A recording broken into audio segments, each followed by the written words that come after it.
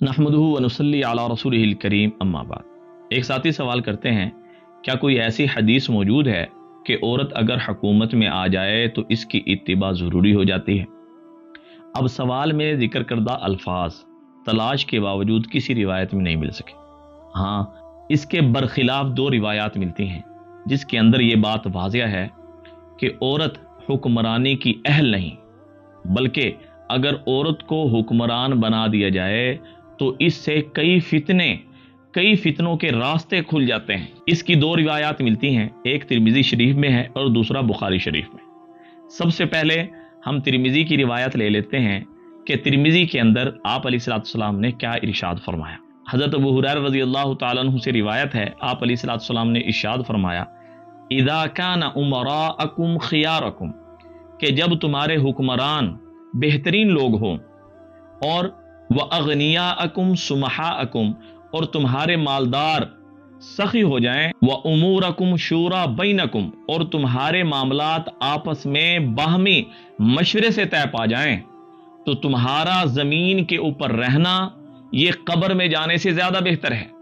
और फिर फरमाया, जब तुम्हारे हुक्मरान दुनिया के बदतरीन लोग हों और तुम्हारे मालदार बखील हो जाएं और किसी को कुछ भी ना दें, और तुम्हारी हुक्मरानी औरतों के सुपुर्द कर दी जाए, तो तुम्हारा कब्र में जाना जमीन पे रहने से ज्यादा बेहतर है।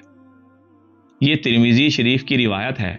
इससे ये बात वाज़ेह हो गई कि औरतों की हुक्मरानी इस्लाम के अंदर नाजायज है, ठीक नहीं है। और बुखारी शरीफ की रिवायत सुन लीजिए, हजरत अबू बकरा रज़ियल्लाहु ताला अन्हु फरमाते हैं कि जिस वक़्त जंगे जमल का ज़माना चल रहा था तो आप अलैहिस्सलाम को ये बात पहुंची कि अहले फारिस ने किसरा की बेटी को हुकूमत सुपुर्द कर दी, उसको हुक्मरान बना दिया, उसको वजीर आज़म बना दिया गया।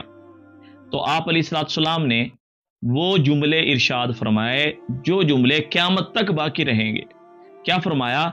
लन यफ्लह कौमुन, वो कौम कभी भी फलाह को, कामयाबी को नहीं पहुंच सकती जिसकी हुक्मरानी औरत के सुपुर्द कर दी जाए। ये आप अलैहिस्सलाम ने इरशाद फरमाया, और ये बुखारी शरीफ की रिवायत है। और अक्सर मैंने ये सुना, मैं नाम नहीं लेता, कि वो ये कह रहे हैं कि ये रिवायत काफिरों के बारे में है।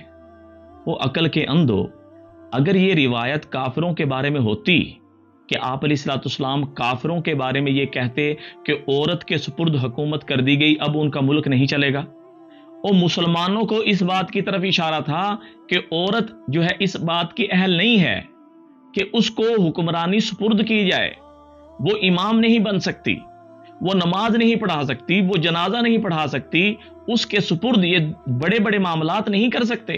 कभी आपने देखा है किसी मस्जिद में औरत जो है इमाम बन गई हो? इसी तरह जिस तरह औरत इमाम नहीं बन सकती, इसी तरह वो काजी भी नहीं बन सकती।